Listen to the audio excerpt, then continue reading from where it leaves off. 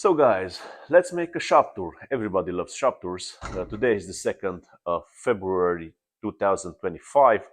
It's Sunday and I came to the shop just to make this shop tour to see how I organized my little shop and how I squirted a lot of machines in a small place, and they are basically functional.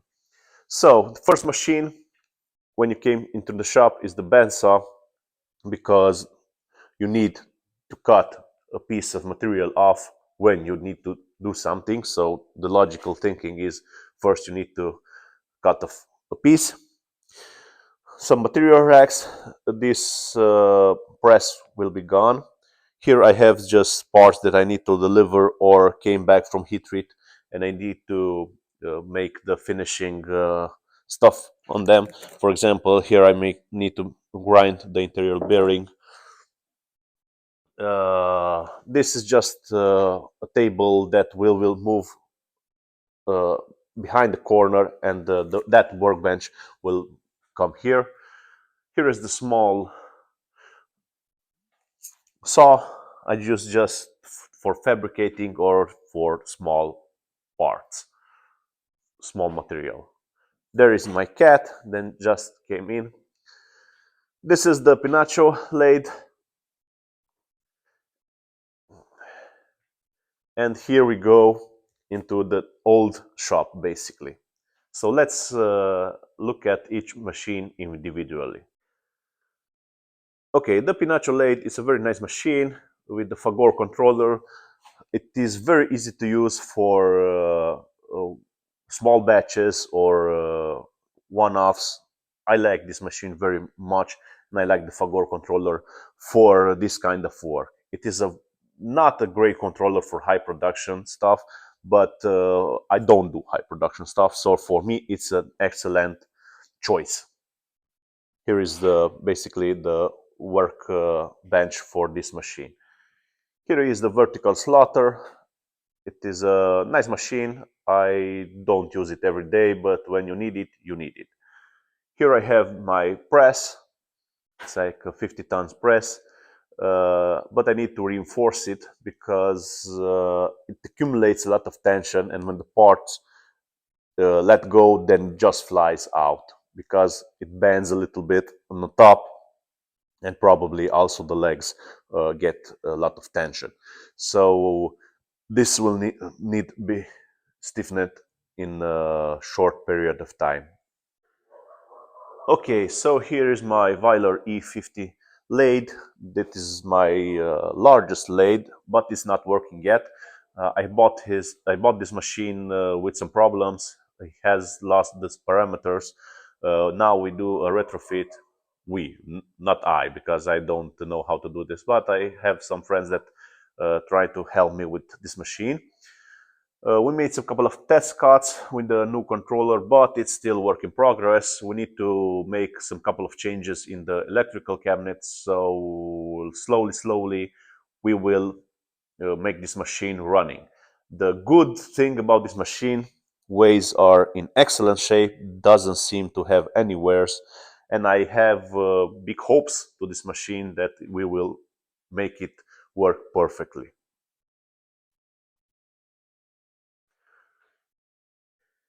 Here on the right side, we have the grinding area that is basically not functional for now. This is my surface grinder. It's a nice machine. It runs. The magnet has a little bit of problems because it doesn't hold the parts down very well. I need to or disassemble it to try to fix it, or source me another chuck. But overall, the machine is running.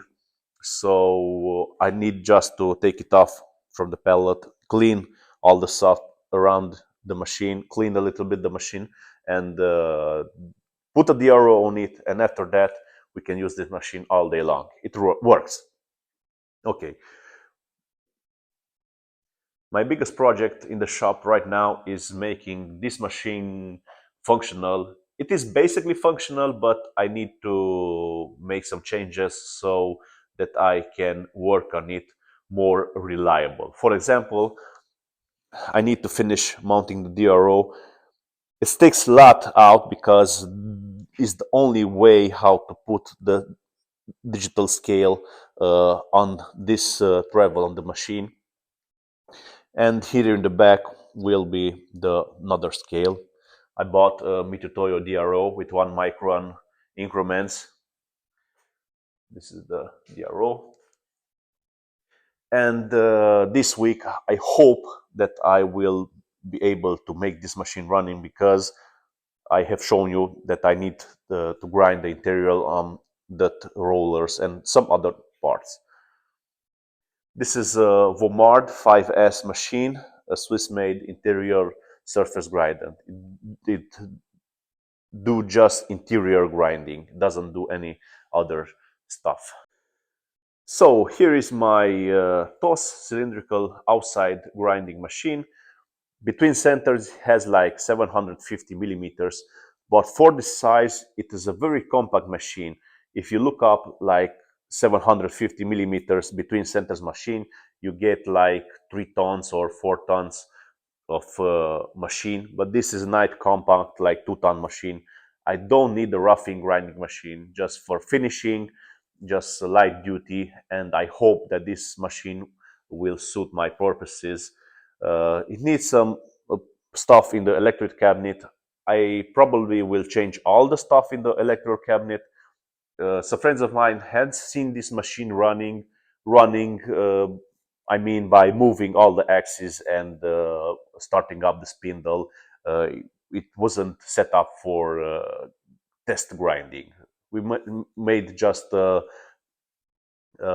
moved the axis by under power, and all seemed to work fine. So I have big hopes for this machine. The big job is the electrical cabinet, changing out all the stuff in there. The hydraulic part seemed to work just fine. So now we go back. This is some miscellaneous stuff. My welders, my MIG welder, compressor, my small press. Here are some small but long material rack, small in diameter. Basically, all this stuff will I will cut on the small saw. Some screws, nuts, and bolts, and all the stuff. I need to label them, but now I try to organize them. I don't know how to organize them because I have a lot of assortments, and I must think about the organization. Some bridle canes, some paints, some cleaning stuff, some silicone rack. Here's some smaller materials and smaller cuts off. Max length is 1 meter, but usually they are shorter than that. So back here is my MF4 Vario. Vario means it has a potentiometer and sets the RPM with the potentiometer. Yes, you have a low and high gear and you have the belts, but between them you set it with the potentiometer. It's an Optimum imported machine. It's a Taiwanese machine. Pretty nice machine. 40 taper. I love 40 tapers. It is a Bridgeport clone, but I won't buy ever a Bridgeport with R8 because in Europe you cannot find R8 and it's too skinny taper for my needs. But this machine, it's a pretty rigid machine, and if you look, all my machines are at an angle, so you can put large shafts and mill on the ends of the shaft, basically a keyway or something you need in the end of the shaft. Here is my 40 taper rack, another 40 taper rack here, another 2 mills here, and all have 40 tapers. So buying a Bridgeport, nah, probably never. This is a nice Chinesium mill. It's worked decent for what I use it for. This is an Alcor Italian-made milling machine, very high quality, very nice machine. It has ball screws on X and Y. On Z, I don't know, but it doesn't need because gravity always pulls down the table. So the problem is on X and Y. and has a servo motor to run the feeds. Very, very nice machine. I love this machine. I will never sell this machine. It has so money, so potential. It is a so great machine overall that I just love that machine. Okay, so here the two lathes that I work, the two conventional lathes that I'm working with right now. This is an older machine made in 1971, and it's made in Romania, in Arad. That is my city. It calls SN 400 by 100, 1500. 1500 is the length, the millimeters between centers, and 400 means that it spins 400 millimeters over the bed. Here is a newer machine. This is from 90s or 91 or something like this, and it's still made here in the same factory. But this is a nicer machine because has a large spindle bore. It's like over 4-inch spindle bore. It's like 105 millimeters spindle bore. Runs great. I love the machine. I upgraded with DRO. All my machines have DRO. This machine is very fast because you have the joystick and you just set where you want to go, and there it goes. Now it will feed that way. Now it will feed that way. If you want to go back, you feed that way, and you reached the depth, you can go back and push the rapid feed, and we will rapid out. It's a very, very quick machine to working with. And here are some cabinets where I have all my accessories. For example, this is my drill rack. Drills from 1 millimeters in 0.1 increments until 9.9, basically until 10, and from 10 I have in 0.5 millimeters increments. So because I don't have this larger type drills in so many flavors. Here are mills, some miscellaneous mills. Here are lathe inserts.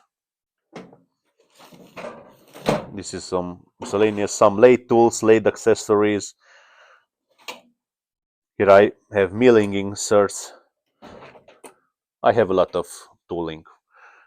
Here I have a drill sharpener, and here I have my desk, my work desk. This is my granite table. For now, it's just piling up junk. And here we have other miscellaneous stuff that we need to run the business.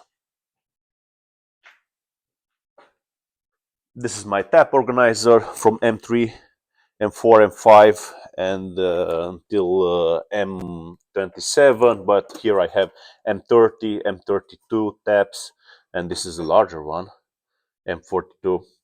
This is more like a miscellaneous large stuff. PG taps, Whitford, Unified, and G. G taps for the American guys. It's basically what we use in Europe for pipe taps, but is not compatible, or they're not always compatible with the NPT taps that I use. And this was my shop. Hope you like it, and we will see you when we actually will make some stuff, because I'm good with talking, but I'm better with making stuff. Bye.